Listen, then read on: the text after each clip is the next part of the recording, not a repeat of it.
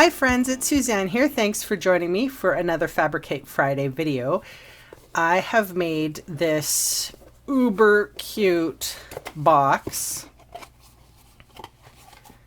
and I wanted to share with you. It's humongous. It's a cube. So it is 3.5 cubed. And look at this little sentiment. Oh my gosh, I love it. It's so cute, very innovative. I want to show you how to make it. So we are going to require 2 pieces of cardstock, and that is 10.5 by 7.5. And on the long side, I'm scoring at 1/2, 4, and 7.5. And then on the short side, 1/2 and 4. And then I have to do that on the second piece. So same thing, 10.5 by 7.5. On the long side, we score at 1/2, 4, 4 and 7.5. Flip it round, 1/2 and 4. Alrighty, so fold and burnish all the score lines. I'm using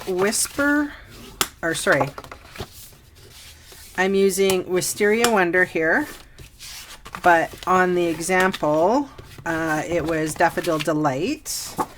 And I'm using with this example, I think this was the fruit stand paper.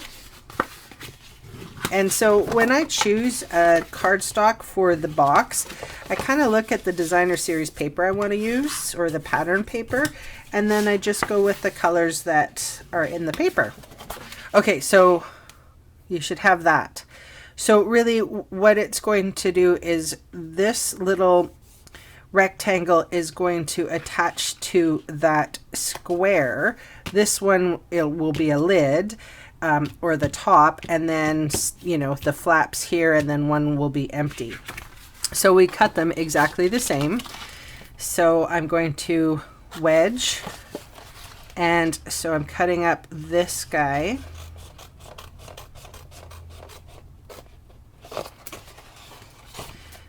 Wedge and cut down this fella. And then these will be the bottom. And one of these will be a flap and one of these will be a lid or the top. But I'll decide that in a second. All right, so we do the same thing. So I'm just doing a little wedge here and a little wedge here. And then we cut the square and the long rectangle. And then the long rectangle.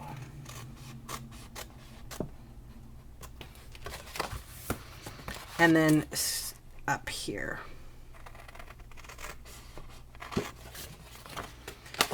And up here.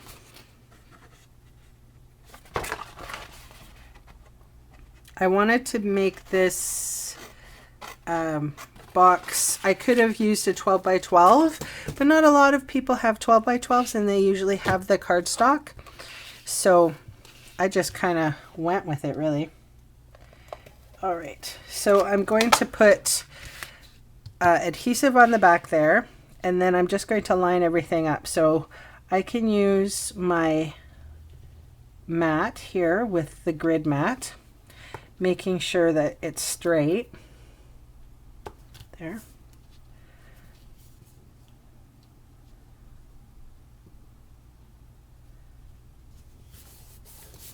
Okay, so really when it goes together, one of these, it doesn't, and honestly, it doesn't really matter which one is going to be the front because we're always going to have a seam. So let's make this our front, since there's a funky score line there. So my scissors, I'm going to cut right here and cut this whole square off. We can use that on another project or a punch or something. Okay, so that means that this is our lid,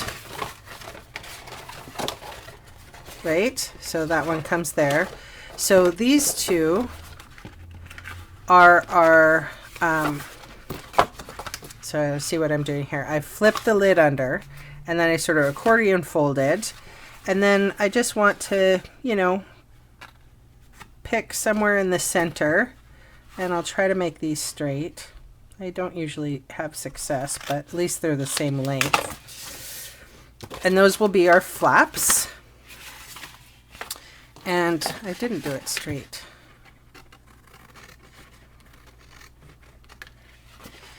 And then I'm going to give these a healthy wedge.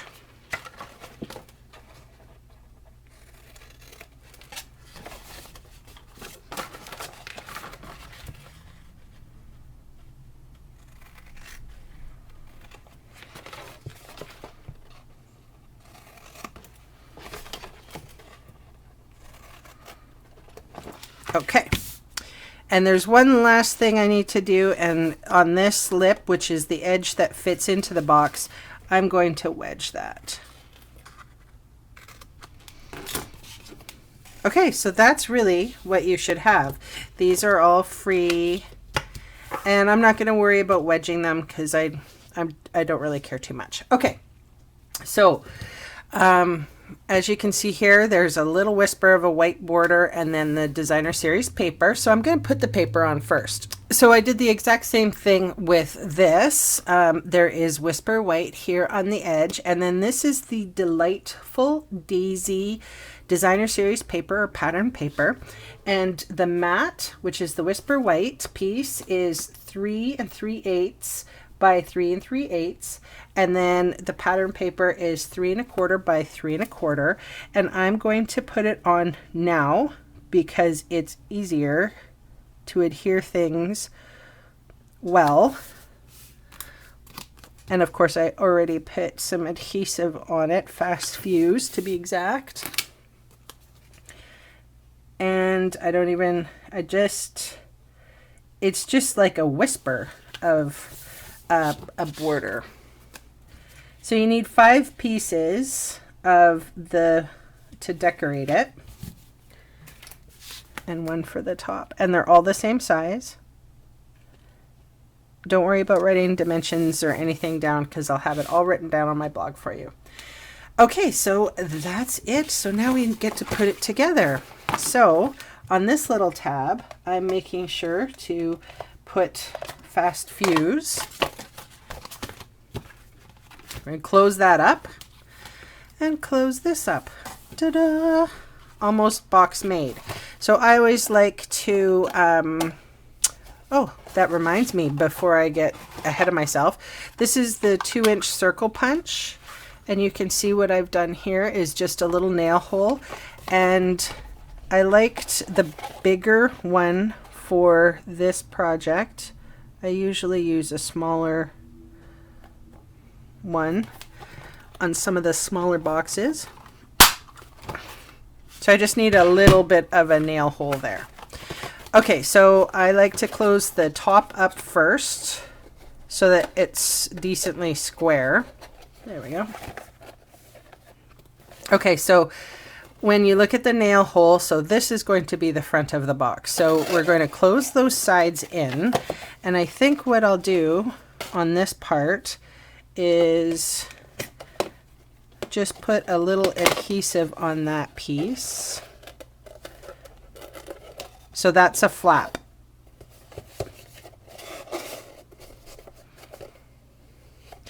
And then I'm going to put adhesive here, just a big U really.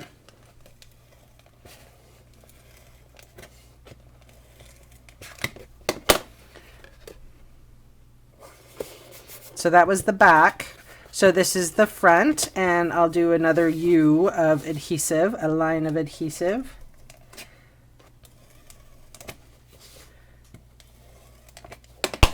And you square everything all up. And if there's a little bit hanging off, you can always run your scissors along.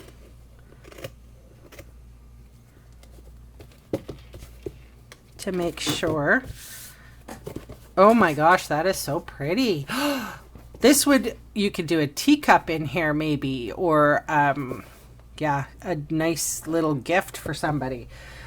Okay, so to talk about the embellishments, I used the Lovely Word framelits. I used the hugs. So there's one that says friend, and there's one that says lovely. And you can see that it actually, when you use this particular die, or all of these dies, you would put it on a piece of paper, and then what would happen is, if you just ran it through like this, it would just cut a hole. But if you use a corresponding die, so say we'll use our Sweet and Sassy, and find the corresponding die. I don't know which one it is. That one. What that will do is cut out and make it a circle or a heart. It'll make it a border. So there's a couple different ways that you can use these particular dies, which is, I quite like that idea. You can just cut, you know, the piece out, and then, you know, the words will come out, or you can actually keep it in the shape that it's intended. And it gives you more options on how to use these dies. So anyway, I happen to use the hugs again because I really liked it. This one I used Whisper White, and I just used the thin stuff, but I used Stick It adhesive, and so I did 3. So basically I put Stick It adhesive on a piece of paper on the Whisper White 3 times, and then ran it through my Big Shot 3 times, and then layered them all together. So I noticed, I thought about it actually, this one I left plain because I think it pops against the designer series paper. With this one, I actually sponged over top of the die cut because I didn't think it would actually work well. Oh, sorry, I used some kind of a thick Be Creative tape, and it's just because I haven't gotten my order yet from Stampin' Up, and Stampin' Up is now selling some Stick It adhesive similar, full double-sided sticky tape. So this is Whisper White 3 times. I hope you understand that. I'm pretty sure you do. Oh my gosh. So it's got a nice dimension to it, and it's got thickness to it. And I actually think, I don't know about you, but I think that this requires Swinka Stella. I'll probably move the color around a little bit too. But anyway, oh my gosh, how cute is this little box? I bet you can fill it with a whole bunch of chocolates. It's huge. Good way to use up your designer series paper. And speaking of, isn't that the prettiest? This again is Delightful Daisy. Okay kids, thanks so much for joining me, and I'll see you again soon. Bye!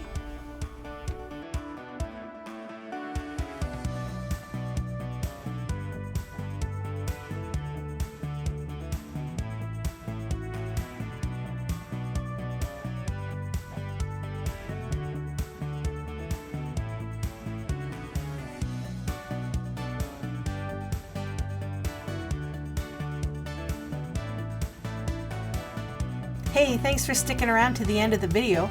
On screen are 2 more videos for inspiration. Click on the maple leaf to visit my website, or click on me to subscribe to my channel. Thanks again for watching.